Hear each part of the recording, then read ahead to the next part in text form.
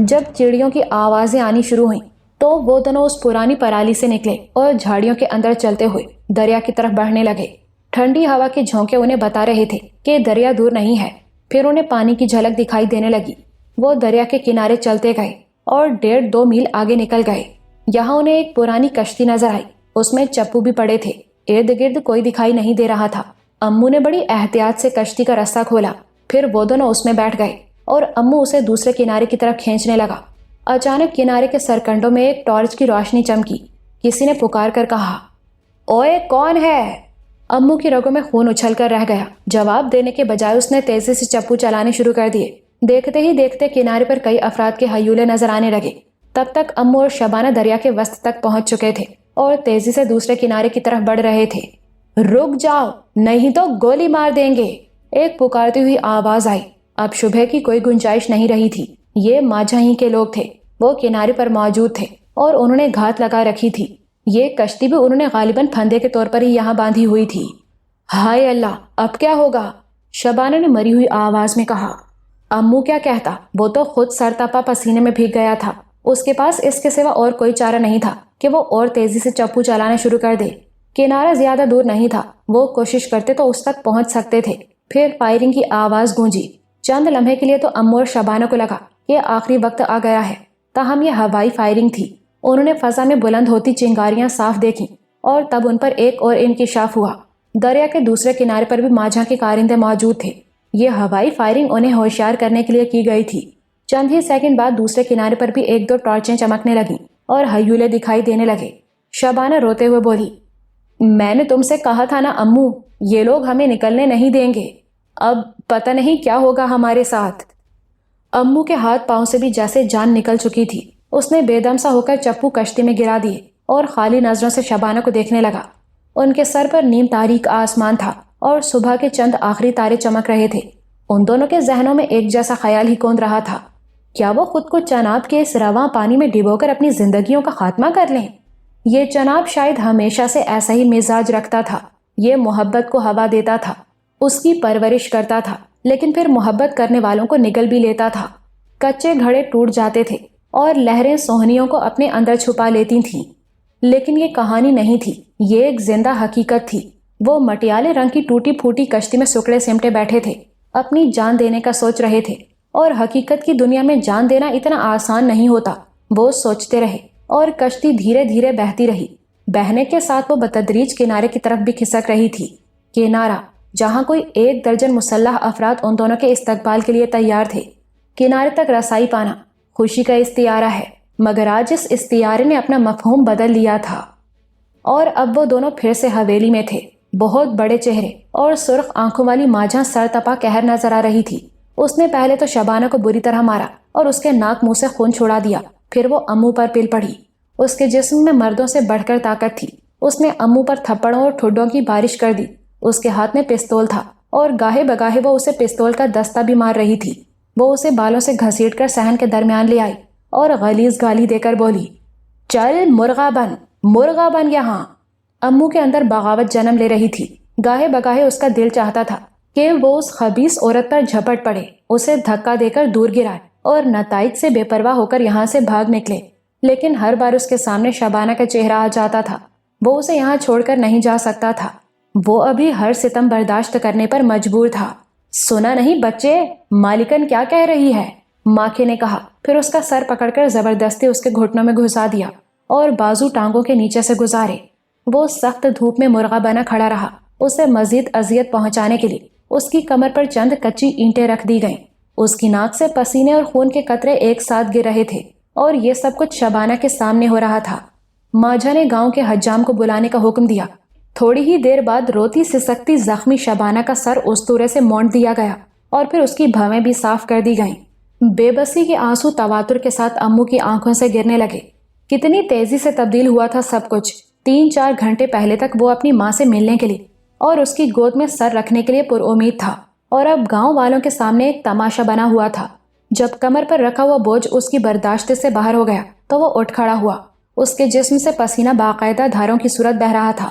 خون کے دباؤ سے چہرہ بگڑ گیا تھا۔ ماجھا ایک بار پھر اس پر پل پڑی اور ایک سوٹے سے اس کی کھال ادھیڑ کر رکھ دی۔ جب وہ نیم جان ہو گیا تو اسے اٹھا کر کتوں والی کوٹری میں پھینک دیا گیا۔ وہ سارا دن اور رات گئے تک درد سے سسکتا اور کراہتا رہا۔ کہتے ہیں کہ نیند سولی پر بھی آ جاتی ہے، پھر اسے بھی نیند آ گئی۔ اگلے روز شدید گرمی کی وجہ سے آنکھ کھلی تو ذہن میں پہلا خیال شبانہ کا ہی آیا۔ پتہ نہیں کہ اس کے ساتھ کیا بیتی تھی، وہ کس حال میں تھی۔ اس کے ساتھ جو کچھ ہوا اس کی وجہ وہ خود ہی تھا، وہ اسے لے کر یہاں سے نکلا تھا۔ اگلے روز دوپہر کے وقت اسے پھر ماجھا کی منحوس شکل نظر آئی۔ اسے شدید اذیت اور ذلت سے دوچار کرنے کے باوجود ابھی اس کا غصہ پوری طرح اترا نہیں تھا۔ وہ نشے میں دھت تھی اور اس کی آنکھوں میں خباثت کا دریا بہہ رہا تھا۔ جب وہ کچھ بدتر کرنے کے موڈ میں ہوتی تھی تو اس کی ناک کچھ اور بھی چپٹی اور سیاہ دکھائی دینے لگتی تھی۔ اب بھی کچھ یہی کیفیت تھی۔ وہ پھنکاری، تجھے کہا تھا نا کہ یہاں سے بھاگنے کی کوشش نہ کرنا، بہت بری طرح پیش آؤں گی۔ اور ایک بار نہیں 10 بار کہا تھا، بول، کہا تھا نا۔ اس نے جوتے کی نوک سے امو کا جھکا ہوا چہرہ اوپر اٹھانے کی کوشش کی۔ امو کچھ نہیں بولا۔ حرامزادے، اب منہ میں گھنگیاں کیوں ڈال لی ہیں؟ اس کمینی کے لیے سب کچھ کیا ہے نا تو نے؟ اسی کتی کے عشق کا بخار چڑھا ہوا تھا نا تجھے؟ امو نے کچھ کہنا چاہا لیکن آواز گلے میں اٹک کر رہ گئی۔ منہ بالکل خشک ہو چکا تھا۔ ماجھا نے اپنی ویل کی سفید قمیص سامنے سے اوپر اٹھائی اور اپنے سیاہ تہبند کی ڈب میں سے پستول نکال لیا۔ شراب ایک زہر کی طرح اس کے آتشی دماغ کو چڑھی ہوئی تھی۔ اوئے، کسی گونگے کے تخم، بولتا کیوں نہیں؟ بولتا ہے یا پھر ٹپکاؤں تیرے اندر گولیاں؟ امو کو لگا کہ وہ چاہے بھی تو نہیں بول سکے گا۔ وہ بس سہمی ہوئی نظروں سے اسے دیکھ کر رہ گیا۔ اچھا، نہیں بولے گا تو؟ نہیں بولے گا تو؟ وہ بہکی ہوئی خطرناک آواز میں بولی۔ اس نے پستول کا حفاظتی کھٹکا ہٹایا، اسے امو کی طرف سیدھا کیا اور جنونی لہجے میں دھاڑی، نہیں بولے گا تو؟ نہیں بولے گا؟ اس کے ساتھ ہی اس نے امو پر فائرنگ کر دی۔ امو چلا اٹھا۔ ماجھا نے پستول کی 6 کی 6 گولیاں امو پر چلا دی۔ آخری وقت میں امو نے آنکھیں بند کر لی تھیں اور زمین پر گر گیا تھا۔ اسے لگا کہ شاید وہ مرنے والا ہے، لیکن پھر یکایک اسے احساس ہوا کہ گولیاں اس کے جسم پر نہیں لگی، اس کے بالکل آس پاس کچی زمین میں لگی ہیں۔ وہ جیسے موت کو چھو کر واپس آ گیا تھا۔ ماجھا اس کی بے بسی سے لطف اندوز ہو رہی تھی۔ وہ بڑی بے رحم تھی۔ کئی گولیاں امو کے جسم کو جیسے چھو کر گزری تھی۔ ایک طرح سے اس نے اپنے بہترین نشانے کا مظاہرہ بھی کیا تھا۔ وہ امو کی ٹانگ پر پاؤں رکھتے ہوئے بولی، ایک دن تو نے ناجو کو بتایا تھا نا کہ مالکن کے پنڈے سے تمباکو کی بو آتی ہے، بتایا تھا نا؟ امو چپ رہا۔ اسے یاد آیا کہ شاید کچھ دن پہلے اس نے بے دھیانی میں کوئی ایسی بات کہی تھی۔ وہ پھنکاری، تیری یہ ناک بڑی تیز ہے، اس کی تیزی مارنے کے لیے کچھ کرنا پڑے گا۔ اس کے ساتھ ہی اس نے کالیے کو آوازیں دی۔ کالیا بھاگتا ہوا آیا۔ وہ ایک صافہ اس کی طرف پھینکتے ہوئے بولی، اس میں تھوڑا سا گوبر لا اور ساتھ میں ایک رسی بھی۔ کالیا جیسے پہلے سے جانتا تھا کہ مالکن کیا کرنا چاہتی ہے۔ وہ جی اچھا کہتا ہوا باہر نکل گیا۔ ذرا ہی دیر بعد وہ مطلوبہ چیزوں کے ساتھ حاضر تھا۔ وہ ساتھ میں لمبے تڑنگے ماکھے کو بھی لایا تھا۔ دونوں نے مل کر امو کو زبردستی الٹا کیا اور اس کے ہاتھ پشت پر باندھ دیے، پھر اس کے پاؤں بھی رسی کی بے رحم گرفت میں جکڑ دیے گئے۔ تب نیلے رنگ کا صافہ جس میں گوبر تھا امو کے منہ پر باندھ کر سر کے پیچھے مضبوط گرہ لگا دی گئی۔ وہ امو کے لیے زندگی کی اذیت ناک ترین گھڑیاں تھیں۔ ماں اس کے سر میں چمبیلی کا خوشبودار تیل لگاتی تھی اور جب وہ اسکول جاتا تھا تو اس کے بستے میں گلاب کے پھول رکھ دیا کرتی تھی۔ وہ کہتی تھی، گلاب کی خوشبو بندے کو شاہ دماغ بناتی ہے۔ آج اس کے منہ پر تعفن زدہ گوبر بندھا ہوا تھا اور اس کا دم سینے میں گھٹ رہا تھا۔ وہ لوگ اسے بند کر کے چلے گئے اور وہ مچھلی کی طرح تڑپتا رہا۔ وہ اس صافے کو اپنے منہ سے ہٹانا چاہ رہا تھا لیکن ایسا کر نہیں پا رہا تھا۔ اسے مسلسل ابکائیاں آ رہی تھیں۔ پیٹ پرسوں شام سے خالی تھا ورنہ اس کی مصیبت اور بڑھ جاتی۔ بالآخر وہ نیم بے ہوش ہو گیا۔ شاید گوبر کی بو نے بھی دھیرے دھیرے اثر کھونا شروع کر دیا تھا۔ اس دن کے بعد حویلی میں عمران عرف امو کے لیے ایک نئے دور کا آغاز ہوا۔ اس سے ساری سہولتیں چھین لی گئیں۔ عام کاموں کی طرح اسے گھٹیا لباس پہنایا گیا اور مویشی خانے میں کام پر لگا دیا گیا۔ مویشی خانے کا نگران وہی کالیا نامی کرخت شخص تھا۔ وہ کام لینے کے معاملے میں بہت سخت بلکہ شفاق تھا۔ امو کے پاؤں میں باقاعدہ ایک زنگ آلود بیڑی ڈالی گئی تھی۔ اسے اس بیڑی سمیت صبح منہ اندھیرے سے شام تک مختلف کام کرنا پڑتے تھے۔ ان میں سے سخت ترین کام دستی ٹوکے پر چارہ کاٹنا تھا۔ ہر روز کم از کم 6 گھنٹے کے لیے امو کو ایک دوسرے لڑکے مولے کے ساتھ مل کر چارہ کترنا پڑتا تھا۔ وہ پسینے میں نہا جاتے تھے اور دم جیسے آنکھوں میں آ جاتا تھا۔ مگر کالیے کی بے رحم نگاہوں کا خوف انہیں ہاتھ چلائے رکھنے پر مجبور کرتا تھا۔ سستی کی صورت میں کالیہ نہ صرف غلیظ گالیاں دیتا بلکہ بے دریغ مار پیٹ بھی کرتا تھا۔ مویشی خانے میں کل 5 ملازم تھے، ان میں سے صرف امو اور مولے کو یہ امتیاز حاصل تھا کہ انہیں بیڑیاں لگائی گئی تھیں۔ بیڑی کی وجہ سے وہ دونوں شلوار نہیں پہن سکتے تھے، انہیں اپنا جسم صرف لنگوٹی یا دھوتی سے ڈھانپنا ہوتا تھا۔ قریباً 2 مہینے بعد مولے کی بیڑی تو اتار دی گئی، مگر امو کی بدستور رہی اور اس کے ٹخنوں کو مسلسل زخمی کرتی رہی۔ ماجھا کی منحوس شکل اب اسے کم ہی نظر آتی تھی۔ اسے پتا چلا تھا کہ آج کل دین مسلی کا پڑھا لکھا بیٹا باؤ سلیم ماجھا کی زد میں ہے۔ ماجھا نے اسے پتہ نہیں کن کن چکروں میں پھنسایا تھا کہ وہ بیچارہ حویلی کا چاکر بننے پر مجبور ہو گیا تھا۔ اس کے ذمہ منشی کا کام لگایا گیا تھا۔ وہ گھنگریالے بالوں والا 22-23 سال کا قبول صورت لڑکا تھا، شلوار قمیض پہنتا تھا۔ امو نے اکثر اسے ایک بوسیدہ سے رجسٹر کے ساتھ حویلی میں آتے جاتے دیکھا۔ ایک دن جب امو چارے کا وزنی گٹھر کندھے پر اٹھائے حویلی کے مین دروازے کے سامنے سے گزر رہا تھا، اسے ماجھا کے گرجنے برسنے کی آواز آئی۔ ادکھلے پھاٹک سے اس نے ماجھا کی بس ایک جھلک دیکھی اور بھونج کر رہ گیا۔ ماجھا باؤ سلیم پر برس رہی تھی۔ باؤ سلیم کے گلے میں ایک رسی تھی، اسی رسی کا دوسرا سرا ماجھا کے ہاتھ میں تھا۔ وہ اسے کسی جانور کی طرح برآمدے کی طرف کھینچ رہی تھی۔ باؤ سلیم کے چہرے پر چوٹوں کے نشان تھے۔ وہ جب کسی کو تھپڑ وغیرہ مارتی تھی تو اس کی کلائی کا وزنی کڑا بھی اس کار خیر میں شریک ہو جاتا تھا اور مضروب کے چہرے پر نشان چھوڑ جاتا تھا۔ ماکھا اور کالیا وغیرہ قریب ہی کھڑے مضحکہ خیز انداز میں باؤ سلیم کی یہ درگت دیکھ رہے تھے۔ ماجھا کے لیے ایک عجیب سی نفرت امو کے رگوں پہ میں دوڑنے لگی۔ اس کا بس نہیں چلتا تھا، ورنہ وہ اس عورت کو چیر کر 2 ٹکڑوں میں تقسیم کر دیتا اور دیو ہیکل بوہلی کتوں کے آگے ڈال دیتا۔ رات کو اس نے مولے سے ذکر کیا۔ مولا بولا، باؤ سلیم نے وہی غلطی کی تھی جو اس جیسے پڑھے لکھے لوگ عام طور پر کرتے ہیں۔ اس نے پنڈ میں 5ویں تک کا اسکول کھولنے کی کوشش کی تھی۔ بس اسی بات پر چوہدرانی ماجھا سے اس کی ٹسل ہو گئی۔ چوہدرانی سے ٹکر لے کر بھلا اس علاقے میں کوئی رہ سکتا ہے؟ یہ تو بندے کو اپنے پاؤں چٹنے پر مجبور کر دیتی ہے، کوئی اس کا کچھ نہیں کر سکتا۔ امو نے دکھی لہجے میں کہا۔ تو نے کیا کر لیا ہے؟ مولے نے الٹا اس سے سوال کیا۔ اس سوال نے امو کو چپ کرا دیا۔ مولا بولا، یہ بڑی دراچھی زنانی ہے، اس کا کوئی کچھ نہیں بگاڑ سکتا، اور سچی گل پوچھتا ہے نا تو مجھے تو اس کڑی شبوں کی طرف سے بھی خطرہ ہی رہتا ہے۔ کیا مطلب؟ امو نے چونک کر پوچھا۔ وہ بگیاڑوں کے اندر بکری کے بچے کی طرح ہے، اس کے ساتھ کسی ویلے کچھ بھی ہو سکتا ہے۔ مولے کی بات نے امو کے اندر دبے ہوئے سارے اندیشے ایک دم ابھار دیے۔ اس کے سینے میں کچھ سلگنے لگا۔ پچھلے 2-2.5 مہینے میں بس 2-4 بار ہی وہ شبوں کو دیکھ سکا تھا۔ اس کے سر پر اب چھوٹے چھوٹے بال آ گئے تھے، اس کا رنگ ہلدی کی طرح زرد نظر آتا تھا۔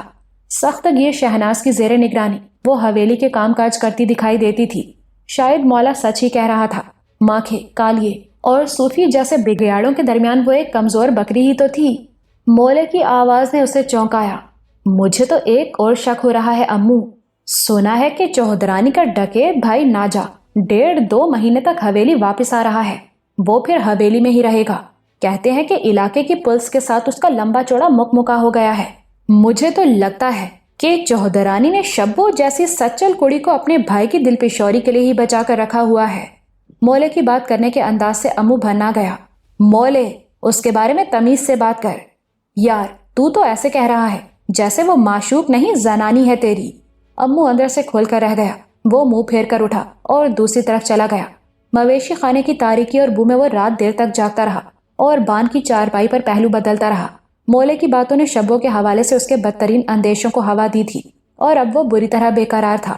ہو سکتا تھا کہ مولے نے ماجھا کے ڈکیت بھائی کے حوالے سے جو اندیشہ بیان کیا تھا وہ پوری طرح درست نہ ہو، لیکن یہ بات تو ٹھوس حقیقت تھی کہ اس حویلی میں لاچار شبوں کے ساتھ کسی وقت کوئی معاملہ ہو سکتا ہے۔ صرف 3-4 روز بعد ایک اور واقعہ ہوا۔ پتا چلا کہ حویلی میں 2-3 بندے زخمی ہو گئے ہیں، ان میں دین مسلی کا بیٹا باؤ سلیم بھی شامل تھا۔ باؤ کو شدید چوٹ آئی تھی۔ پتا چلا کہ اس کی 2 پسلیاں ٹوٹ کر اس کے پھیپھڑے میں جا گھسی ہیں اور اسے زخمی حالت میں تحصیل ہسپتال پہنچایا گیا ہے۔ یہ حادثہ گھوڑوں اور گھوڑیوں کا نمبر لگانے کے دوران میں پیش آیا۔ نمبر لگانے کے لیے جانوروں کو داغا جاتا ہے۔ جب ماجھا کے لاڈلے تازی گھوڑے کو داغا جانے لگا تو وہ اپنی روایتی سرکشی پر اتر آیا۔ اس نے مختصر سے طبیلے میں زبردست ادھم مچایا۔ باؤ سلیم جو منشی کے طور پر وہاں موجود تھا اور نمبر لگوا رہا تھا، وہ بھی گھوڑے کی زد میں آیا اور اس کی دولتی سے شدید زخمی ہوا۔ یہ وہی منہ زور گھوڑا تھا جو اس سے پہلے بھی سائس اور اس کے ساتھی کو زخمی کر چکا تھا۔ باؤ سلیم گھائل ہو کر اسپتال پہنچ گیا اور اس کے 8-10 روز بعد ہی ماجھا کی نظر کرم ایک بار پھر امو پر پڑ گئی۔ وہ اپنی بد عادات سے مجبور تھی۔ امو کو کسی بھولی ہوئی ملکیتی شے کی طرح مویشی خانے کے اسٹور روم سے نکالا گیا اور جھاڑ پہنچ کر پھر اپنے عشرت گدے میں سجایا گیا۔ وہی نیند تاریک کمرہ، وہی کراہت، وہی بدبودار بوجھ، وہی غلیظ سانسیں۔ وہ اب پہلے سے دگنا کالا پانی یعنی شراب پیتی تھی اور اس کی خباثت میں بھی اسی شرح سے اضافہ ہوا تھا۔ وہ امو کی دکھتی رگ جان چکی تھی۔ اس نے شبانہ کا ذکر بھی کیا اور کہا کہ وہ لڑکی یہاں اسی وقت تک خیریت سے ہے جب تک امو سیدھا سیدھا چلتا رہے گا۔ اب وہ امو کو گاہے بگاہے حویلی میں بلانے لگی، تاہم امو کی وہ سہولتیں بحال نہیں ہوئیں جو شروع میں اسے حاصل تھیں۔ وہ بدستور مویشی خانے میں قیام پذیر تھا اور سارا دن جانور کی طرح مشقت کرتا تھا۔ اس کا کھانا پینا بھی حویلی کے ادنا کارندوں کے ساتھ تھا۔ صرف اتنا فرق پڑا کہ اس کی بیڑی اتار لی گئی۔ وہ بڑے تکلیف دہ شب و روز تھے۔ سردیوں کے بعد بہار شروع ہو رہی تھی، نئی کونپلیں پھوٹ رہی تھیں، مست ہوا چلتی تھی، لیکن امو کے اندر کی بے قراری بڑھتی جا رہی تھی۔ وہ ہر وقت معصوم چہرہ شبانہ کی سلامتی کے بارے میں سوچتا رہتا اور اس فکر میں رہتا کہ وہ کسی طرح اس مہلک جال میں سے نکل جائے۔ امو کو معلوم ہو چکا تھا کہ شبانہ کا رشتہ ٹوٹ چکا ہے اور وہ ایک ناپسندیدہ شوہر کے پلے بندھنے سے بچ گئی ہے، مگر اس کے ساتھ آسمان سے گرا کھجور میں اٹکا والی بات ہوئی تھی۔ وہ اب ماجھا کے پاس تھی۔ بظاہر تو اس کی حیثیت ملازمہ کی تھی، اس کے رشتہ داروں کو حویلی میں آ کر اس سے ملنے کی اجازت بھی تھی، لیکن حقیقت میں وہ قیدی تھی۔ اس کے گرد ایک نادیدہ پنجرا تھا۔ امو پچھلے 1-1.5 سال میں پہلے سے زیادہ مضبوط ہو گیا تھا۔ اس کا تھوڑا سا مزید قد بھی نکلا تھا اور اس کے شانوں کی چوڑائی بڑھی تھی۔ اس کے اندر بغاوت کسی انگارے کی طرح سلگتی رہتی، لیکن اس انگارے کو شعلہ بننے کا موقع دور دور تک نظر نہیں آتا تھا۔ ہاں، وہ بہار کے دن تھے۔ بہار کی ہوا میں نمو کی تاثیر ہوتی ہے۔ اس ہوا میں زردی کے اندر سے سبزہ پھوٹتا ہے، بیجوں سے کونپلیں بنتی ہیں اور کبھی کبھی جذبوں کے انگارے بھی شعلوں میں بدل جاتے ہیں۔ ان دنوں حویلی میں راجہ نام کا ایک نوجوان بطور مہمان ٹھہرا ہوا تھا۔ راجہ کے پاس ایک بہت بڑا کھٹارا لوڈر تھا، اس پر اردو میں پاٹے خان لکھا ہوا تھا۔ راجہ اس لوڈر میں 2-3 پنجرے رکھ کر لایا تھا۔ اس میں 4-5 شکاری کتے تھے۔ امو کو معلوم ہوا تھا کہ یہ بندہ شکاری کتوں کو سدھاتا ہے اور پھر انہیں فروخت کرتا ہے۔ اس دن امو بہت اداس بیٹھا تھا، اتنے میں کالیا آ گیا۔ اس نے امو سے کہا کہ وہ بھوری بھینس کا دودھ دھو دے۔ بھوری کبھی اڑ جاتی تھی اور اسے ٹیکا لگا کر دودھ دھونا پڑتا تھا، مگر امو ایسے موقعوں پر بغیر ٹیکے کے ہی اسے رام کر لیتا تھا۔ وہ اسٹیل کی بڑی بالٹی لے کر بھوری کے پاس آیا، اس کے چمکیلے پنڈے پر ہاتھ پھیر پھیر کر اور اس کے تھنوں کو سہلا سہلا کر اسے تیار کرتا رہا۔ پھر بالٹی اپنے دونوں گھٹنوں پر دبائی اور بھوری کے نیچے بیٹھ گیا۔ یہ مویشی خانے کا ایک چھوٹا سا احاطہ تھا جس میں صرف 2 بھینسیں اور بندھی ہوئی تھیں۔ اچانک بھگدڑ کی آوازیں آئیں، ایک زوردار کڑاکا سنائی دیا اور احاطے کا لکڑی کا دروازہ ٹوٹ کر دور جا گرا۔ ایک گھوڑا اپنے گھڑ سوار سمیت تیزی سے اندر داخل ہوا۔ امو نے فوراً پہچان لیا، یہ ماجھا کا وہی سرکش گھوڑا تھا جس نے دہشت پھیلا رکھی تھی۔ امو نے اس کے سوار سالار خان کو اچھل کر ہوا میں تیرتے اور پھر بھینسوں کی کھرلی کے پاس گرتے دیکھا۔ گرتے ہوئے اس کا سر کھرلی سے ٹکرایا تھا اور وہ بے سدھ ہو گیا تھا۔ گھوڑے کی ٹانگ لگنے سے امو بھی دور لڑھک گیا اور دودھ والی بالٹی ہوا میں اڑتی نظر آئی۔ گھوڑا بلند آواز میں ہنہنا رہا تھا اور چاروں طرف ٹانگیں چلا رہا تھا۔ صاف پتہ چل رہا تھا کہ اگر سالار خان چند سیکنڈ بھی اپنی جگہ پڑا رہا تو وحشی گھوڑا اسے ناقابل تلافی نقصان پہنچا دے گا۔ یہی وقت تھا جب امو اپنی جگہ سے حرکت میں آیا اور نتائج سے بے پرواہ ہو کر گھوڑے پر جا پڑا۔ گھوڑے نے گردن کے زوردار ہلارے سے امو کو ضرب لگائی اور چارے کے گٹھوں پر گرا دیا۔ امو ایک لمحہ ضائع کیے بغیر پھر اٹھا اور گھوڑے پر جھپٹا۔ اس مرتبہ گھوڑے کی لگام امو کے ہاتھ میں آ گئی۔ اس نے لگام کو 2-3 جھٹکے دیے۔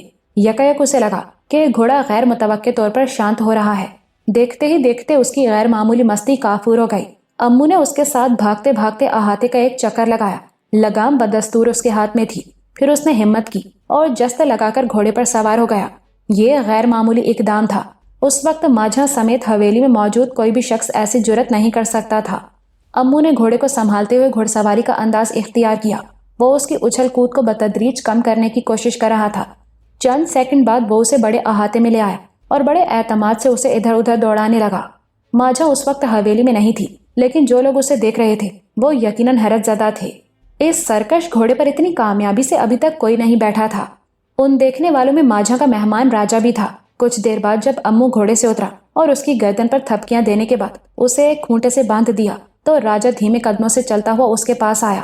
راجا چھریرے بدن کا تھا، اس کے بال لمبے تھے، آنکھیں چمکیلی اور نقوش تیز تھے۔ وہ عام سی شلوار قمیص پہنے ہوئے تھا۔ اس نے امو کا کندھا تھپکا اور بولا، کیا نام ہے تمہارا؟ عمران، ویسے امو کہتے ہیں۔ لگتا ہے گھوڑوں کے بارے میں کافی کچھ جانتے ہو اور گھوڑ سواری میں بھی ماہر ہو۔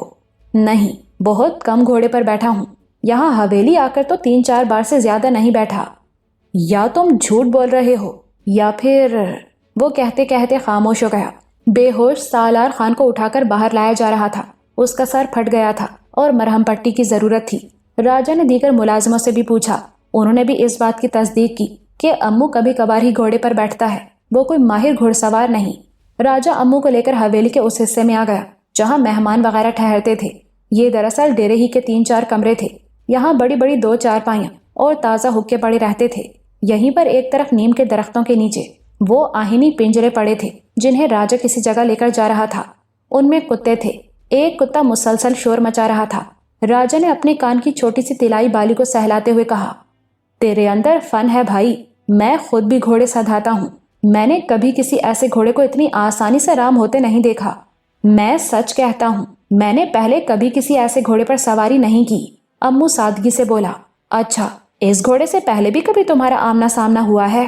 بس 2-4 بار ہی ہوا ہے۔ کبھی ایسی حالت میں بھی سامنا ہوا ہے جب یہ اسی طرح بفرا ہوا تھا؟ امو نے ذہن پر زور دیا اور بولا، ہاں، جب میں شروع میں یہاں آیا تو ایک دن اس گھوڑے نے بڑا ادھم مچایا تھا۔ وہ ایک سوار کو اپنے ساتھ گھسیٹتا ہوا یہاں لایا تھا اور وہ بیچارہ مر چکا تھا۔ راجا بڑے دھیان سے امو کی بات سن رہا تھا۔ وہ بولا، اس وقت گھوڑے سے تمہارا سامنا ہوا؟ اچانک اس وقت کے مناظر امو کی نگاہوں کے سامنے گھوم گئے۔ گھوڑے نے سائز کو گرایا تھا، پھر ماجھا اسے چکما دے کر اس کی لگام تھامنے کے لیے آگے بڑھی تھی، لیکن وہ تو چھلاوا بنا ہوا تھا۔ ایک دم الف ہو گیا اور گھوم کر سیدھا امو کی طرف آیا۔ امو نے حفاظت خود اختیاری کے طور پر اندھا دھند اپنا ہاتھ گھمایا تھا۔ امو کے ہاتھ میں گھوڑے کی لگام آ گئی تھی۔ امو کے بازو کو شدید جھٹکا لگا۔ لگام امو کے ہاتھ میں آنے کے بعد گھوڑا چند لمحوں کے لیے سکتہ زدہ سا ہو گیا تھا۔ ماجھا نے اس موقع سے فائدہ اٹھایا اور اپنے تنومند جسم کی پوری طاقت کے ساتھ گھوڑے کی گردن سے لپٹ گئی تھی۔ کس خیال میں کھو گئے؟ راجا کی آواز نے اسے چونکایا۔ ہاں، اس وقت بھی 5-10 سیکنڈ کے لیے اس سے میرا سامنا ہوا تھا، امو نے راجا کے سوال کے جواب میں کہا۔ راجا نے امو سے چند مزید سوال پوچھے۔ اس کے لب و لہجے میں حیرت بدستور موجود تھی۔ اسی دوران میں اندرونی کمرے سے زرق برق کپڑوں والی ایک لڑکی نے راجا کو پکارا۔ راجا اس کی بات سننے کے لیے کمرے میں چلا گیا۔ امو کتوں کو دیکھنے کے لیے پنجرے کی طرف آ گیا۔ ایک کتا مسلسل شور مچا رہا تھا۔ اس کی آوازیں کل رات بھی مسلسل حویلی کے مکینوں کو بے آرام کرتی رہی تھی۔ یہ پتلی کمر اور لمبی تھوتنی والا ہاؤنڈ کتا تھا۔ اس کی آنکھیں سرخ اور تیور خطرناک تھے، لیکن اب پچھلے 10-15 منٹ سے وہ قدرے خاموش نظر آ رہا تھا۔ اس کتے کو علیحدہ پنجرے میں بند کیا گیا تھا۔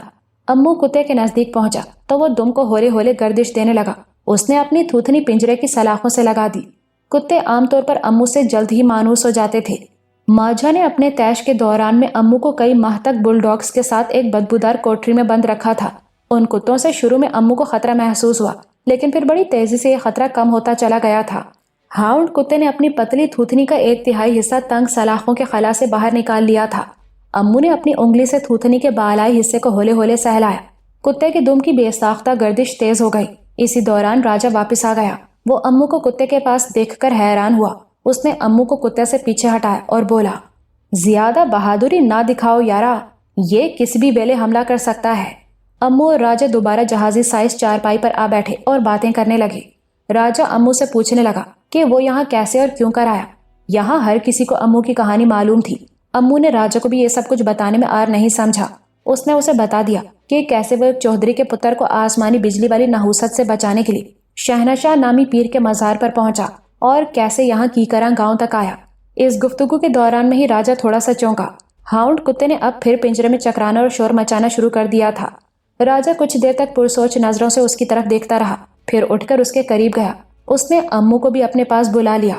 امو پنجرے کے سامنے پہنچا تو کتے کی بے قراری کم ہو گئی۔ اس کا شور بھی تقریباً معدوم ہو گیا۔ وہ اپنی تھوتنی سلاخوں سے رگڑ رہا تھا۔ کچھ دیر تک کتے کے پاس رک کر امو اور راجا پھر چارپائی پر جا بیٹھے۔ ایک ملازمہ ان دونوں کے لیے مکھن والی میٹھی لسی لے آئے۔ کتا اب پھر حسب معمول پنجرے میں چکرا رہا تھا اور شور مچا رہا تھا۔ لسی پینے کے بعد راجا نے اپنی تیکھی مونچھیں صاف کی اور ایک زوردار ڈکار لینے کے بعد کھوئی کھوئی نظروں سے امو کو دیکھنے لگا۔ کچھ دیر بعد بولا، میرے استاد اللہ بخشے بابا مہر مشتاق کہا کرتے تھے، کچھ بندوں کے ساتھ پالتو جانور، خاص طور سے کتے اور گھوڑے وغیرہ بڑی جلدی ہل جاتے ہیں۔ مجھے لگتا ہے کہ تم بھی ان لوگوں میں سے ایک ہو۔ کوئی خاص بات ہے تمہارے اندر، یا پھر ہو سکتا ہے کہ آہستہ آہستہ پیدا ہو رہی ہو۔ میں سمجھا نہیں بھا راجا، شاید میں تمہیں سمجھا نہ سکوں۔ استاد جی کی ساری باتیں تو میری کھوپڑی میں بھی نہیں آتی تھیں۔ وہ کہا کرتے تھے کہ ہر بندے کے اندر سے کچھ لہریں نکلتی ہیں، یہ لہریں اس بندے کے آسے پاسے کے سارے جی جانوروں پر اثر ڈالتی ہیں۔ یہ لہریں ان جی جانوروں کو بتاتی ہیں کہ یہ بندہ چنگا ہے، برا ہے، یا بہت چنگا ہے یا بہت برا ہے۔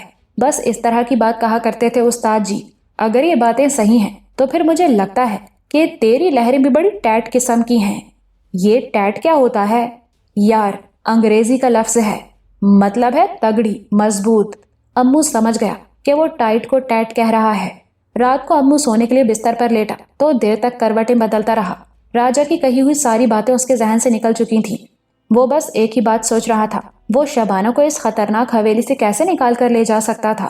وہ اس کے لیے بہت اہم ہو چکی تھی، اس کی رگیں جاں میں بس گئی تھی اور خون بن کر اس کی شریانوں میں دوڑتی رہتی تھی۔ وہ اس سے عشق کرنے لگا تھا۔ وہ جانتا تھا کہ اپنے عشق کو بچانے کے لیے اس کے پاس زیادہ وقت نہیں ہے۔ شبانہ کی ماں اور دیگر رشتہ داروں میں تو اتنی ہمت نہیں تھی کہ وہ شبانہ کو ماجھا کے چنگل سے نکال کر لے جا سکتے۔ ایسا کرنے والوں کا حشر یہاں دین مسلی کے بیٹے باؤ سلیم جیسا ہوتا تھا۔ ایک دن بعد راجا سے پھر امو کی ملاقات ہوئی۔ وہ اسے بڑی محبت سے ملا۔ دونوں مہمان خانے میں بیٹھے تربوز کھاتے رہے اور باتیں کرتے رہے۔ راجا کا ہر دم شور مچانے والا خوفناک کتا آج پھر پہلے دن والے رویے کا مظاہرہ کر رہا تھا۔ وہ قدرے پرسکون نظر آ رہا تھا۔ اس نے حیران کن طور پر امو کو اپنے پنڈے پر ہاتھ لگانے کی اجازت بھی دے دی۔ تربوز کھانے کے دوران میں امو نے راجا سے پوچھا، وہ رنگ برنگے کپڑوں والی کڑی کہاں گئی؟ واپس چلی گئی ہوگی اپنے کوٹھے پر، راجا نے بیڑی سلگا کر کہا۔ کیا مطلب؟ وہ طوائف تھی؟ اوئے کھوتے، آہستہ بول، آپا ماجھا نے سن لیا تو غصہ کرے گی۔ تجھے پتہ ہی ہے سچی بات اسے کتنی کڑوی لگتی ہے۔ میں کچھ سمجھا نہیں بھا راجے، وہ آواز دبا کر بولا۔ آپا ماجھا نے یہ کڑی مجھے ذرا موج میلے کے لیے دی تھی، کہتی تھی گھریلو کڑی ہے، بڑی مشکل سے پھنسا کر لائی ہوں، وہ بھی بات بات پر ہائے اللہ، توبہ اللہ، نہیں جی نہ جی کہتی تھی۔ پر یارا ہم نے بھی تھاں تھاں کا پانی پیا ہے۔ زنانی کی آواز سن کر بتا دیتے ہیں کہ یہ کس کھیت کی مولی ہے، بازاری کڑی تھی خانہ خراب۔ میں نے بھی سوچا چلو وقت ہی پاس کرنا ہے نا، تو اس میں اصل قصور تو مالکن ماجھا کا ہوا نا، امو نے کہا۔ یہ تیری مالکن ماجھا بڑی کتی شے ہے امو، میں اس کے ساتھ کبھی کبھی کاروبار کرتا ہوں، اس لیے مجبوراً اسے آپا کہنا پڑتا ہے۔ ایسا کہتے ہوئے جو میرے دل پر گزرتی ہے میں ہی جانتا ہوں، لیکن میں اس کی کسر ماجھا کہتے ہوئے نکال دیتا ہوں۔ شاید تو نے غور نہیں کیا، میں اسے ماجھا کے بجائے ماچا کہتا ہوں۔ ماچا کا کیا مطلب؟ بڑا کرارا مطلب ہے، ایک دم ٹیٹ، وہ سرگوشی میں بولا۔ اس کی آنکھوں میں شرارت ناچ رہی تھی۔ امو کے استفسار پر اس نے بتایا، ماچا پوٹھوہار کے خانہ بدوشوں کی بولی کا لفظ ہے، اس کا مطلب ہے جنگلی سور کی مادہ جس کے پیٹ میں بچہ ہو۔ بات کرتے کرتے راجا ایک دم ٹھٹک گیا، اپنی شریر مسکراہٹ سمیٹ کر بولا، لو آ گئی آپا ماچا۔ ماجھا اپنے تنومند جسم کو ہلکورے دیتی ہوئی وہاں پہنچی۔ اس کے منہ میں تمباکو والا پان تھا۔ ایک نگاہ غلط انداز امو پر ڈالنے کے بعد وہ راجا سے مخاطب ہوئی، ہاں بھائی راجے، کیسی تھی کڑی؟ ایک دم ٹیٹ آپا ماچا، وہ آنکھ دبا کر بولا۔ ویسے راجے تو ہے بڑا کمینہ، اسے 200-400 روپیہ ہی دے دیتا۔ کیسی بات کرتی ہو آپا، وہ گھریلو کڑی تھی، غصہ کر جاتی تو پھر؟ اگلی بار آؤں گا تو کوئی تحفہ شوفہ لاؤں گا، تو بہت بڑا کھوچل ہے، ماجھا نے تیوری چڑھا کر کہا۔ پھر بولی، اچھا وہ انگریزی بوتل کہاں ہے جس کا کہہ رہا تھا؟ ہاں ہاں آپا ماچا، وہ تو تیرے لیے سنبھال کر رکھی ہوئی ہے، قسم سے ایک دم انگریزی ہے، بالکل سیل بند۔ راجا اندر گیا اور پھر اخبار کے کاغذ میں لپٹی ہوئی امپورٹڈ شراب کی ایک نفیس بوتل اٹھا لایا۔ یہ لو، کیا یاد کرو گی اپنے بھائی کو، وہ بولا۔ تھوڑی سی مکالمے بازی کر کے ماجھا واپس چلی گئی تو راجے کے چہرے پر پھر وہی مسکراہٹ کھیلنے لگی۔ ایسے مسکرا کیوں رہے ہو بھا راجے؟ امو نے پوچھا۔ سچی سچی بتاؤں؟ ہاں ہاں، مجھے کون سا کسی کو بتانا ہے۔ راجا خود کو امو سے کافی بے تکلف محسوس کرنے لگا تھا۔ سرگوشی میں بولا، کہتے ہیں نا کہ جیسا کرو گے ویسا بھرو گے۔ اس نے مجھے کنڈم کڑی دی، میں نے اسے کنڈم شراب تھما دی۔ وہ ٹیٹ کو اچھے اور کنڈم کو خراب کے معنوں میں استعمال کرتا تھا۔ کنڈم شراب کیا مطلب؟ امو نے پوچھا۔ یہ سیل بند بوتل نہیں ہے، اور اس میں جو شراب ہے وہ بھی بچی کھچی ہے۔ کچھ دن پہلے فیروز آباد گاؤں کے زمیندار ملک آفتاب کے ڈیرے پر ایک بڑی شراب پارٹی ہوئی تھی۔ وہاں بڑی ٹیٹ انگریزی شراب چلی تھی، میں بھی وہاں تھا۔ پارٹی کے بعد میں نے گلاسوں میں بچی کھچی شراب اس بوتل میں جمع کر لی تھی۔ وہ دبی آواز میں ہنسا۔ اور یہ بوتل کی سیلیں؟ امو نے پوچھا۔ یہ سیلیں شیلیں جھوٹی ہوتی ہیں یارا، ہر طرف ایک دم کنڈم مال چل رہے ہیں، وہ مسکراتے لہجے میں بولا۔ اگلے 2-3 روز میں راجے سے امو کی چند ملاقاتیں مزید ہوئیں۔ وہ امو سے بہت متاثر نظر آتا تھا۔ اسے امو کی تقریباً ساری روداد معلوم ہو چکی تھی۔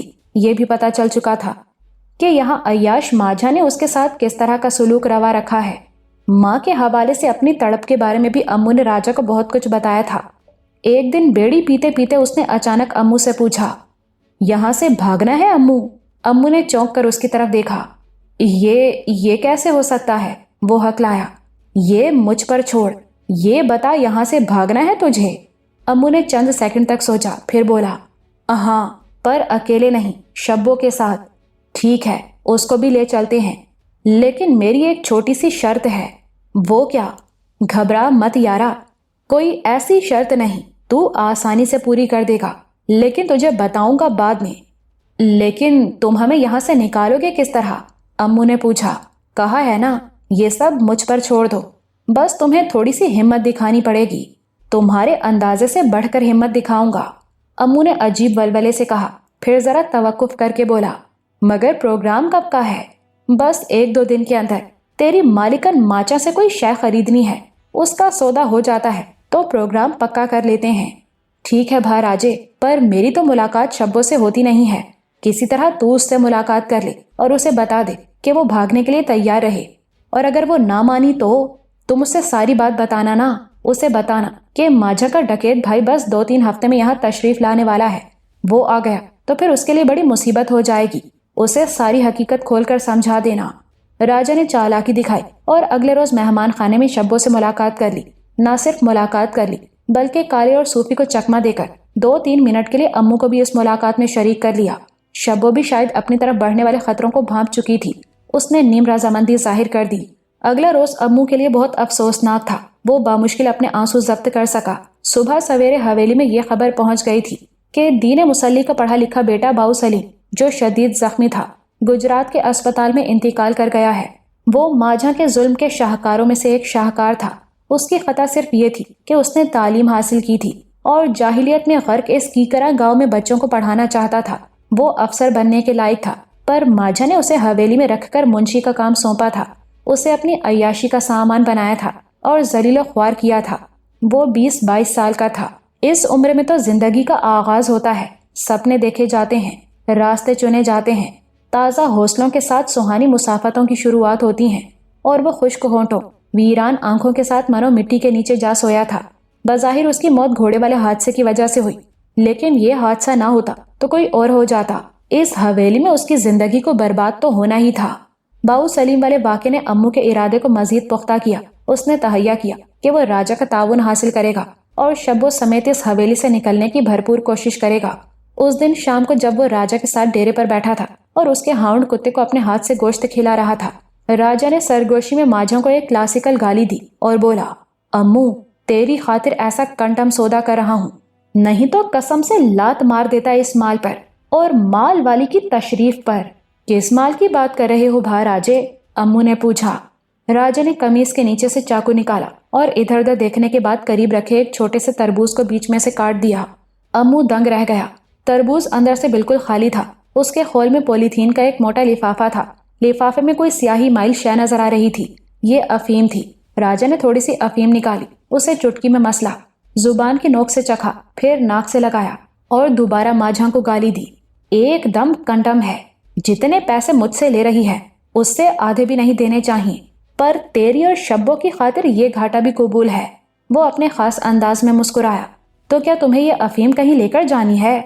تو کیا خود کھا کر اللہ بخشے ہونا ہے؟ امو سوالیہ نظروں سے اسے دیکھ رہا تھا۔ اس نے تفصیل بتاتے ہوئے کہا، ایسے چھوٹے سائز کے 8-10 تربوز ایسے ہیں جن میں یہ افیم بھری گئی ہے۔ ان تربوزوں کو دوسرے تربوزوں میں ملا کر لوڈر میں بھر دیا جائے گا۔ کسی کے باپ کو بھی پتہ نہیں چلے گا کہ تربوزوں میں کھوچل تربوز بھی ہیں۔ پہلے بھی یہ کام کرتے رہے ہو؟ ہاں، 2-4 بار تو کیا ہے۔ ایک دم ٹائٹ کام ہے۔ یہ دیکھو، تربوز پر مٹی وغیرہ بھی لگی ہوئی ہے، پتہ نہیں چلتا کہ جوڑ کہاں ہے۔ اسے آپا ماچا کے کارندے مسالہ لگا کر بڑی صفائی سے جوڑ دیتے ہیں۔ ماجھا کو ماچا کہتے ہوئے اس کے چہرے پر شریر سی چمک آ جاتی تھی۔ امو نے کہا، بھا راجے، تم نے یہ کیوں کہا ہے کہ یہ گھاٹے کا سودا تم میرے اور شبو کے لیے کر رہے ہو؟ اس نے اپنے لمبے بالوں کو سہلایا اور بولا، یارا، ان تربوزوں کی آڑ میں ہی تو تم دونوں کو یہاں سے لے کر جانا ہے۔ لوڈر پر تربوزوں کا ڈھیر ہوگا اور اس کے اندر ہی تمہارے بیٹھنے کے لیے جگہ ہوگی۔ بھا راجے، کہیں تربوزوں کے نیچے ہماری سانس ہی نہ گھٹ جائے۔ تم نے دیکھا ہی ہے، شبانہ تو ویسے بھی ملوک سی ہے، اور یہ تربوز بھی تو دیکھو ملوک سے ہیں، بڑے خربوزے جتنا سائز ہے ان کا۔ راجا نے تربوز کو ہاتھوں میں گھمایا۔ قریباً 48 گھنٹے بعد وہ تینوں حویلی سے نکلنے کے لیے بالکل تیار تھے۔ راجا کو صبح سویرے حویلی سے روانہ ہونا تھا۔ کتوں والے 3 پنجرے اور تربوز رات کو ہی لوڈر پر بار کر دیے گئے تھے۔ آدھی رات کے بعد راجا نے ان تربوزوں میں سے 20-30 دانے علیحدہ کر کے ڈیرے میں پڑی پرالی کے اندر چھپا دیے۔ یہ تربوز کم ہونے سے اتنی گنجائش پیدا ہو گئی کہ امو اور شبانہ بھی تربوزوں میں چھپ سکیں اور تربوزوں کا حجم بھی زیادہ نظر نہ آئے۔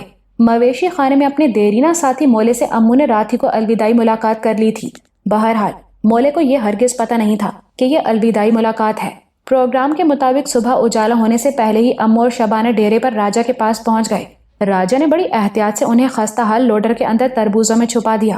تربوزوں کے اندر خلا موجود تھا، اس لیے امو اور شبانہ کو سانس لینے میں کوئی دشواری محسوس نہیں ہوئی۔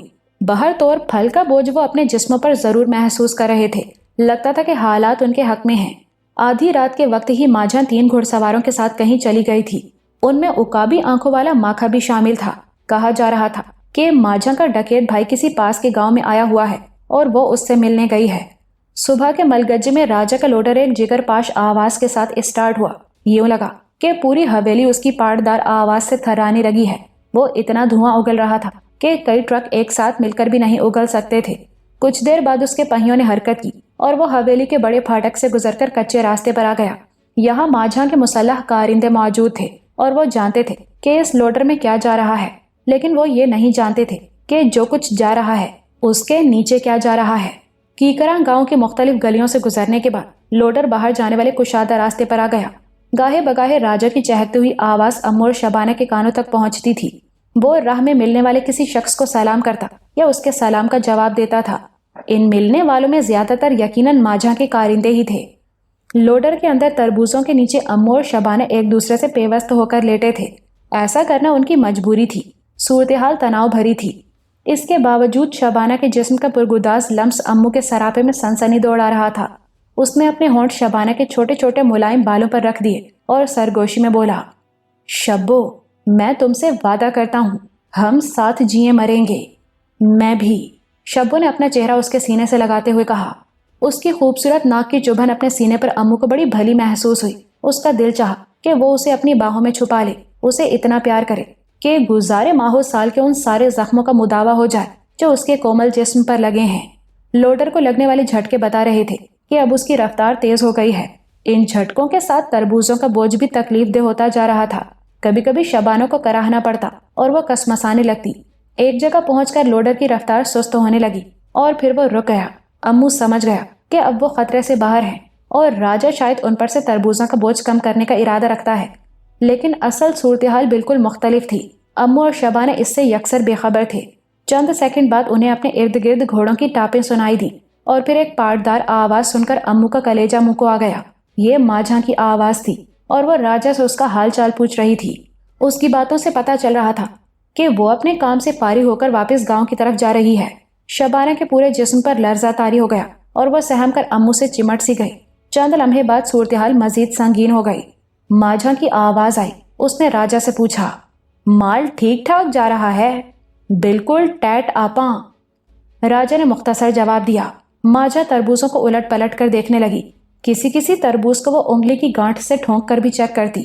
امو کا دل بری طرح دھڑکنے لگا۔ وہ دونوں کسی بھی وقت ماجھا کی نظر میں آ سکتے تھے۔ وہ دم سادھے لیٹے رہے۔ یکایک امو کے پاؤں کے پاس حرکت ہوئی۔ وہاں سے تربوز اٹھایا گیا تھا۔ امو کا پاؤں ننگا ہو چکا تھا۔ 2 سیکنڈ بعد ماجھا کی پرحیرت آواز امو کے کانوں میں پڑی، اوئے یہ کیا ہے؟ اس کے ساتھ ہی امو نے ایک کرخت گرفت اپنے ٹخنے پر محسوس کی۔ یقیناً یہ ماجھا ہی تھی۔ اس نے امو کی ٹانگ کو پوری طاقت سے کھینچا اور اسے تربوزوں کے نیچے سے باہر گھسیٹ لیا۔ سورج کی چمکیلی کرنوں میں امو نے ماجھا کا بہت بڑا تھوبڑا دیکھا۔ اس کی آنکھوں میں غضبناک چمک تھی اور اس کی رنگت سیاہی مائل سرخ ہو رہی تھی۔ امو نے دیکھا کہ راجہ لپک کر دوبارہ ڈرائیونگ سیٹ پر جا بیٹھا ہے۔ امو کے اندر ایک مدت سے دھیرے دھیرے جو بغاوت پروان چڑھ رہی تھی، وہ یکایک توانائی بن کر اس کے دست و بازو میں دوڑ گئے۔ انگنت شب و روز سے سینے کے اندر سلگتا ہوا انگارہ دفتن شعلہ جوالہ بن گیا۔ امو نے پوری طاقت سے اپنا ہاتھ گھمایا اور ماجھا کے چربی دار تھوبڑے کو نشانہ بنایا۔ یہ بڑی کارگر ضرب تھی، اور کیوں نہ ہوتی۔ اس کے پیچھے بہت سے زخموں کا درد، بہت سے دکھوں کی تلخی اور بہت سی توہین کا زہریلا احساس موجود تھا۔ اس چوٹ نے چٹاخ کی آواز پیدا کی اور ماجھا اپنے تن و من جسم کے ساتھ اچھل کر دور جا گری۔ اس کا چہرہ حیرت کی تصویر بن گیا۔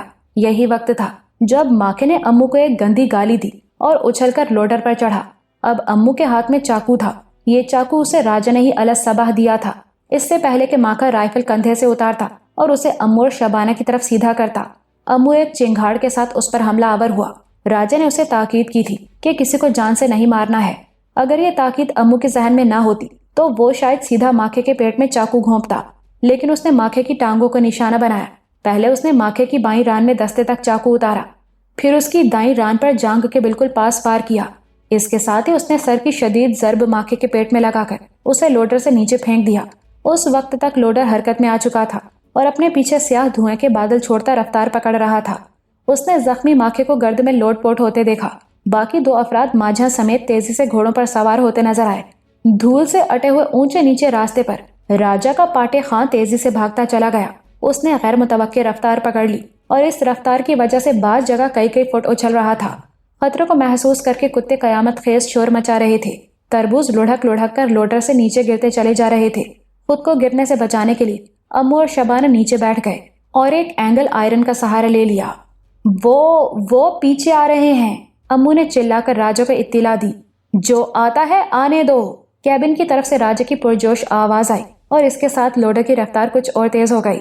ماجھا کے دونوں ساتھیوں میں سے کالیے کے کندھے پر رائفل موجود تھی، تاہم بھاگتے ہوئے گھوڑے پر سے گولی چلانا کوئی آسان کام نہیں ہوتا۔ لوڈر کی طرف 2-3 فائر کیے گئے مگر ان میں سے کوئی لوڈر کو نہیں لگا۔ امو نے دیکھا سامنے ایک بہت بڑا بارشی جوہر تھا اور راستہ بند نظر آتا تھا۔ دائیں بائیں اونچے نیچے کھیتوں نے راستہ مسدود کر رکھا تھا۔ ہائے اب کیا ہوگا؟ شبانہ نے بالکل مری ہوئی آواز میں کہا۔ یہی سوال امو کے دماغ میں بھی تھا، لیکن پھر یہ دیکھ کر امو کو حیرت ہوئی کہ راجہ نے لوڈر کو بلا تردد جوہر میں اتار دیا ہے۔ کھٹارا لوڈر کا سائلنسر تھوڑی سی بلندی پر لگایا گیا تھا تاکہ پانی وغیرہ سے محفوظ رہے۔ یہ جان کر امو کو حیرت ہوئی کہ لوڈر جیسے تیسے ہچکولے کھاتا اس 2.5-3 فٹ اونچے پانی سے گزرتا چلا گیا۔ عقب میں دھول اور دھوئیں کے بادل چھٹ گئے تھے۔ ماجھا اور اس کے دونوں ساتھی نظر آ رہے تھے۔ ماجھا کے دونوں ساتھی گھڑ سوار تو جوہر کے کنارے کنارے بائیں طرف بھاگے تاکہ کلاوا کاٹ کر جوہر کی دوسری طرف پہنچ جائیں، مگر مشتعل ماجھا نے اس نصف فرلانگ چوڑے جوہر کا چکر کاٹنے کا رسک نہیں لیا اور اپنا گھوڑا لوڈر کے پیچھے ہی سیدھا جوہر میں ڈال دیا۔ غیظ و غضب نے اسے جیسے دیوانہ کر رکھا تھا۔ جوہر کے درمیان پہنچ کر ماجھا کے گھوڑے نے آگے بڑھنے سے انکار کر دیا۔ ماجھا نیچے اتری اور پاپیادہ ہی لوڈر کے پیچھے لپکی۔ وہ کسی فربا اندام آبی مخلوق کی طرح نظر آ رہی تھی۔ وہ چلا رہی تھی اور لوڈر کے قریب پہنچنے کی کوشش کر رہی تھی۔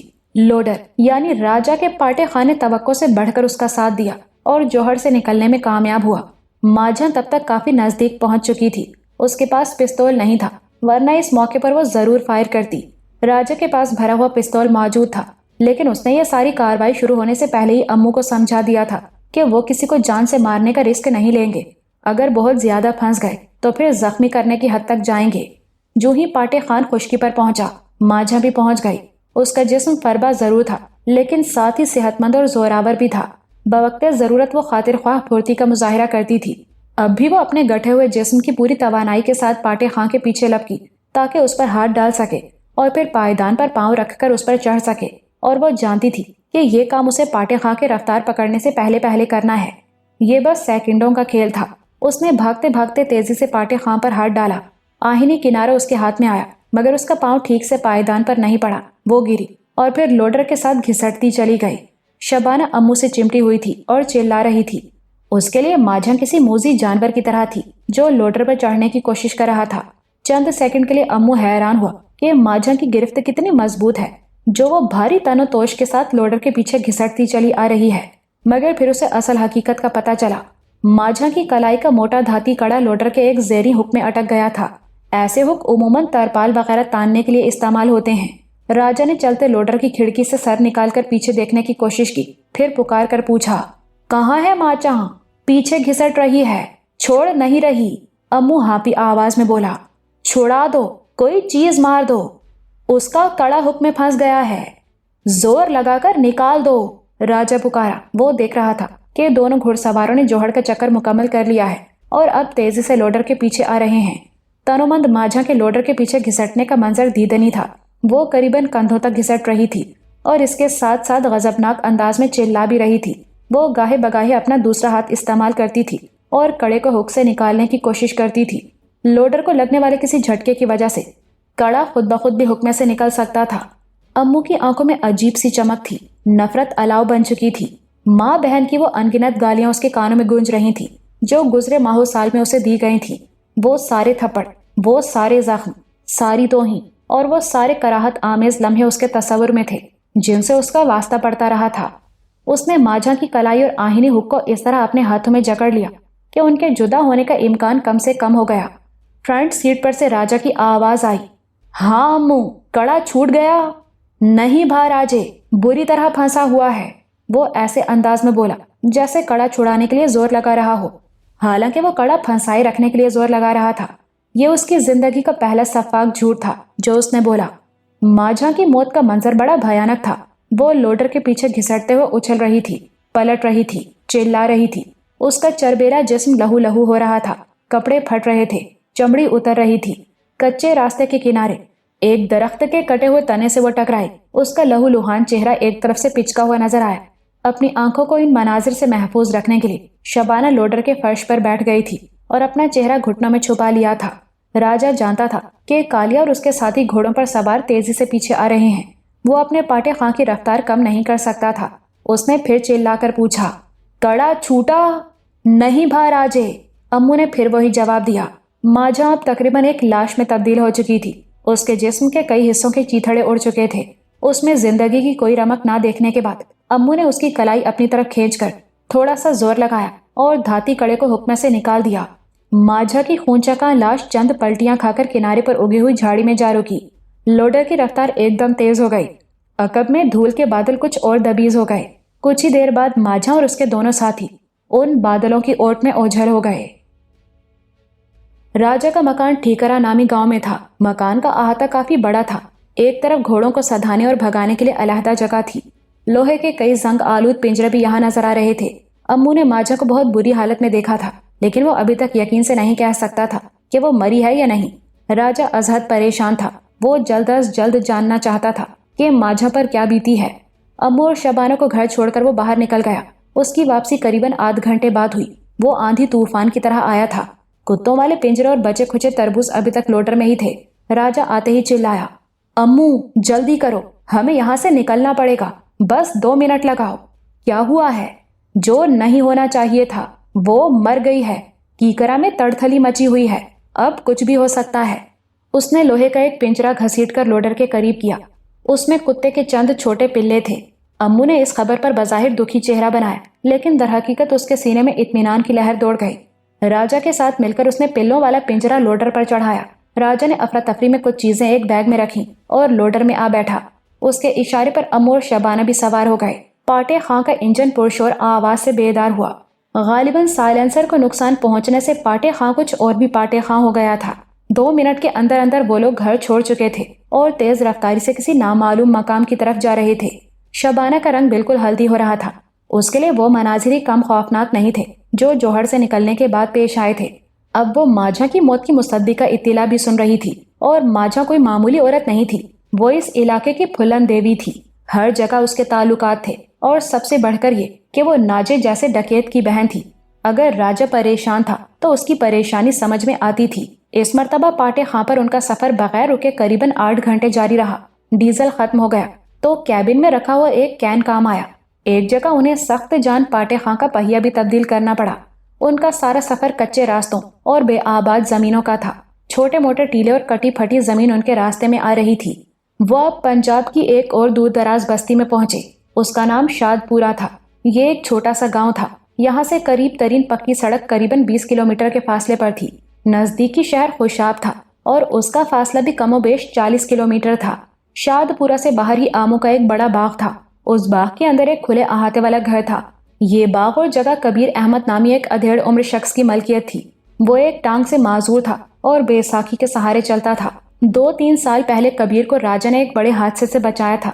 उन दिनों कबीर की अपनी ट्रैक्टर ट्रॉली थी। वो फल बेचकर खुशाब मंडी से गांव वापस आ रहा था। टोना के करीब उसे मोटरसाइकिल सवार राहजनों ने रोक लिया और लूटने की कोशिश की। उन्होंने उसकी टांग में गोली मारी।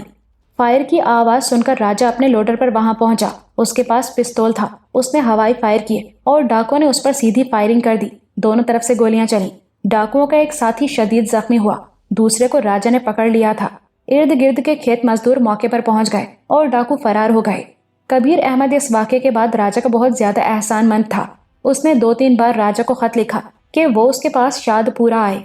वो खुद तो टांग के जख्म की वजह से कहीं आने जाने के काबिल नहीं रहा था। अब राजा अम्मू और शबाना समेत उस शख्स के पास पनाह के लिए पहुंचा था। 40-45 साल कबीर अहमद एक खुश इखलाक और हमदर्द शख्स साबित हुआ। उसने उन तीनों को महसूस ही नहीं होने दिया कि वो किसी अजनबी जगह पर हैं। राजा ने कबीर अहमद को असल कहानी तो नहीं सुनाई थी, ताहम बताया था कि एक दुश्मनी की वजह से उसे कम से कम 1.5-2 माह के लिए यहाँ पनाह चाहिए।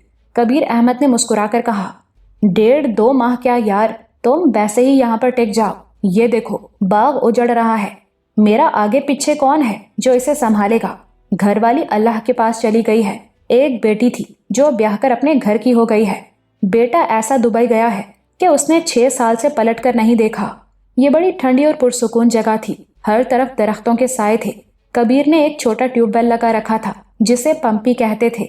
ये पंपी डीजल इंजन से चलती थी। कबीर ने शायद अपनी तन्हाई कम करने के लिए बहुत सी मुर्गियां, बत्तखें और तोते पाल रखे थे। कुछ बत्तखें और मुर्गियां बहुत महंगी थी जिन्हें वो लाहौर से लेकर आया था। कबीर यहाँ अपने निहायत काबिल एतमाद मुलाजिम मोहम्मद शरीफ और उसकी बीवी मरियम के साथ रहता था। वो दोनों बे औलाद थे। कबीर ने अम्मू को पुत्र और शबाना को धीरानी कहकर बुलाना शुरू कर दिया। राजा को वो उसके नाम से बुलाता था। राजा उसे बड्डा भा कहता था।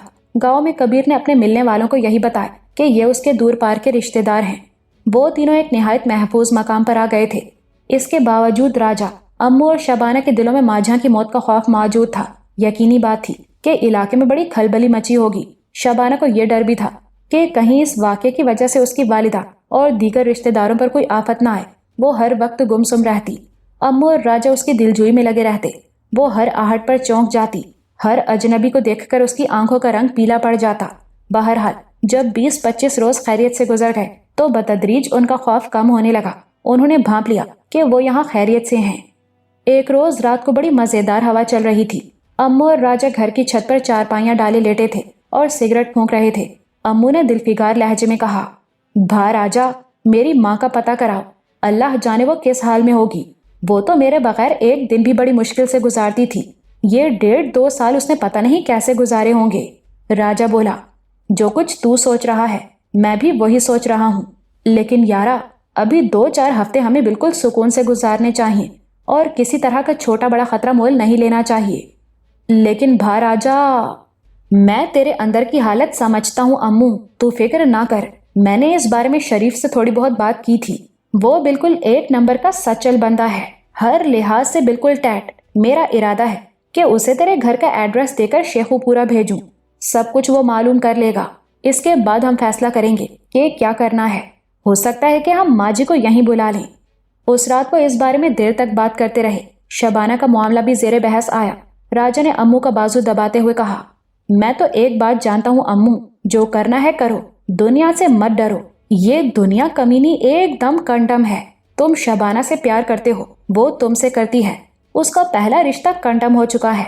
बेहतर यह है कि यहाँ किसी मौलवी को बुला लाते हैं, एक टैट सा खाना पकाते हैं, खुद खाते हैं, मौलवी साहब को भी खिलाते हैं और तुम्हारे 2 बोल पढ़ा देते हैं। ये इतनी जल्दी कैसे हो सकता है भा राजा? कम अज कम माँ को तो यहाँ होना चाहिए।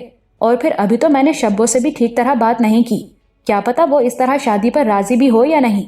तू भी निरा बुद्धू है प्यारे, हम जनानी की चाल देखकर उसके पूरे खानदान के बारे में बता देते हैं। वो तुझ पर सोच जान से मरती है खोते। हाँ, माँ के यहाँ पहुँचने वाली बात पर गौर किया जा सकता है। अचानक रात के सन्नाटे में बत्तखों की खौफनाक कैं कैं गूंजी और इसके साथ ही शिकारी कुत्ते का जबरदस्त शोर सुनाई दिया। अम्मू और राजा भागते हुए सीढ़ियां उतरे। सहन का मंजर खौफनाक था। राजा का ग्रे हाउंड कुत्ता, जिसे उसकी शोला मिजाजी की वजह से राजा अलहदा पिंजरे में बंद करता था, किसी तरह बाहर निकल आया।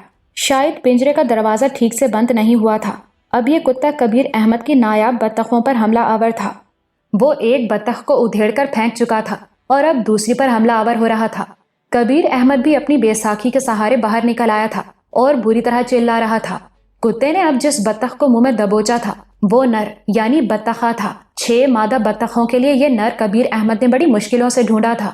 अब ये परिंदा किसी भी वक्त टुकड़ों में तकसीम हो सकता था।